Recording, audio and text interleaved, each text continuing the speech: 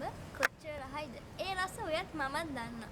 මේ අඹ ගෙඩිය චූටි අඹ මලක් කළා චූටි ගෙඩියක් කියලා ලොකු ලස්සන ගෙඩියක් හොඳ රසවත් පැණිමර ගෙඩියක් වෙන්න මේ අඹ ගෙඩිය කොච්චර උත්සාහ කරන්නේ නැද්ද? මේ අඹ ගෙඩිය මේ අඹ ගහෙන් පැණි රස උරාගෙන තමා රසවත් වීමට තමා කොච්චර රසවත් උත්සාහ කරලාද?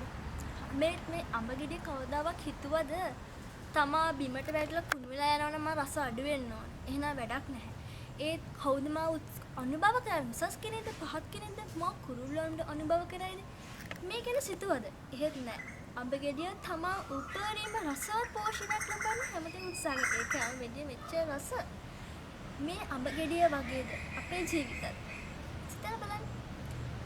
අපි හොඳ නරක සමාජයෙන් ගන්න ඕනේ. හොඳ පෝෂණයක්. හොඳ පෝෂණය යහපත් දේ පමණක් අරගෙන තමන්ගේ ජීවිතය පෝෂණය කර අනිත් අයට තමා පෝෂණය කර තවත් ඒ හොඳ වැඩි වර්ධනය කර අනිත් අයට බෙදා දෙන්න ඕනේ. ඒකයි අඹ ගෙඩිය වගේ වෙන්න ඕනේ අපි. අපි මේ අපේ තියෙන හොඳ ගතිගුණ අන් අයට කියලා නෙමෙයි. අපේ ජීවිතෙන් අපි පෙන්වන්න ඕනේ. අපේ රස අනිත් අයට කිය යන්න නෙමෙයි.